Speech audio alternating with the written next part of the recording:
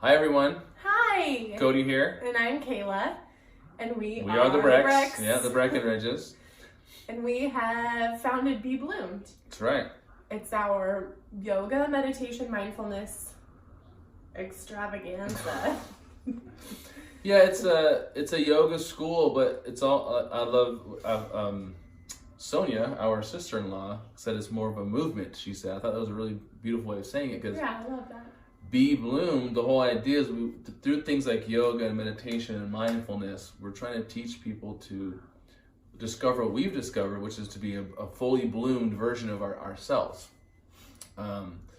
Really, the story starts about 2 years ago when I kind of went through a spiritual epiphany of sorts, where I realized that all of the problems that I did have in my life were a result of me getting in my own way. What I mean by that is I realized in an instant that my physical body was affected by my thoughts and emotions. And I learned that there's actually space between the observer of the thoughts and the mind, and the thoughts and the emotions and the mind itself. There is a space there. If you learn through meditation and yoga and mindfulness practices to create that space between you as the observer of the thoughts and the emotions and the mind, and the thoughts, emotions, and the mind itself, you can really achieve much more skillful interactions between yourself and the world. I mean, it's really enhanced our relationship. We have our moments. Just yesterday we had one, but you learn how to cope with them better, right? So we're not perfect. Yeah, skillfully work through them. Right. In the moment, you may not be being skillful, but you have an increased awareness even of when you are being unskillful in terms of reactions and whatnot. Which brought me to things like Buddhism and studying the Buddhist philosophy of mindfulness and meditation and what it means to be suffering. And really a lot of our suffering is caused by our own self-imposed barriers, is what I learned through my what's called a Bodhi awakening in Buddhism, where you realize that there's a knower behind the mind, not just the mind. So you learn to become the knower of the mind. And this took us down a long path of realization. And your story's a little bit different because Kayla's always been really had a lot of equanimity. It takes a lot to phase her and throw her off center and get her to react unskillfully. She's very, very, very graceful. Graceful through chaos. Right. And I had to have a Bodhi awakening to catch up to her. I'm still trying to catch up to her level in terms of mindfulness. We're trying to catch up to each other, though. Okay, well, see what I mean? We both have strengths and weaknesses, just like everyone else. So speaking of strengths, talk about what brought you to this as journey. Cody was going through this, I mean, I've been practicing yoga for probably 10 years, but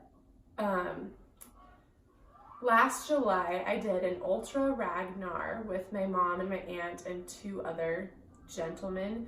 And an ultra Ragnar is when 6 people run 200 miles. And our 6th person broke their shoulder and had to drop out 2 weeks before our race. And so we had to adjust things, and we all ended up running about 42 miles. And we finished in 33 hours, which was really awesome. But through that experience, it was the hardest thing I've ever done. I mean, I've always been able to push past limitations and obstacles and pain through natural childbirth twice and overcoming various different things through my life. But I had to watch myself wanting to give up multiple times, but then pushing through that, knowing that I'm strong and that you can do anything that you tell yourself that you can do. You can be your biggest cheerleader or you can be your biggest downfall. So going through that experience and knowing that I am capable of anything really just blew my mind, and I loved myself deeper than I ever have before, and started looking more into the things that Cody was looking into, because I was just was graceful through chaos, and it just came naturally. But once I started looking into it deeper and studying it, helped me bloom even more. And then right after that Ragnar, I went to a yoga retreat with Return Journey Yoga with my friend Shelby, that's right, yeah. She's had a baby. Yes, yeah.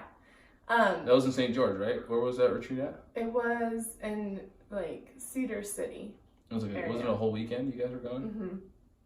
So I went there, and the way she carried herself and led the retreat just lit a fire inside me. And I was like, I've always wanted to be a teacher of some sorts. I thought I wanted to be a PE teacher. Yep. And then I started homeschooling my daughter, and I was like, I need to teach something. And then after that retreat, Shelby just inspired me.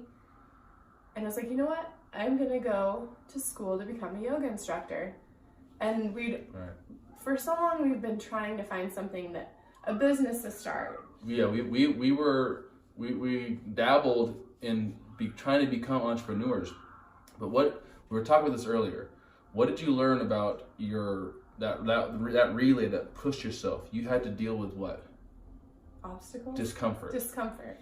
And we talked about this whole idea of mindset, right? It was what we're trying to really teach people how to better understand. We all understand this on a certain level. We want to try and bring it out, which is a lot of our barriers to growth are self-imposed because we don't want to be in discomfort. So what Kayla's talking about with her relay, she had to deal with the discomfort to grow her mindset to finish that race and do something. I mean, 42 miles in how many hours? We finished in 33. Okay, so I mean, that's almost 2 marathons in 33 hours? Right, yeah. Right? And you're like trying to sleep and eat in a van. So she's having to go through this discomfort to accomplish this task. And what we have gone through in the last, since we started building the B.Bloomed brand, which has been less than 6 months. Yeah, January. There was a lot of, premeditation on it, and we tried other things. The point is, when it really started to really blow up in terms of us making the right moves, is when we realized that we needed to develop a growth mindset and deal with discomfort and put ourselves in situations to experience the discomfort.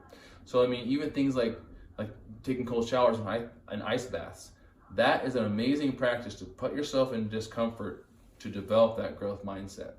Or even rearranging our schedules so that I could go to school. Yep, something simple. So when you decided you were going to get your yoga certification, right? Yeah.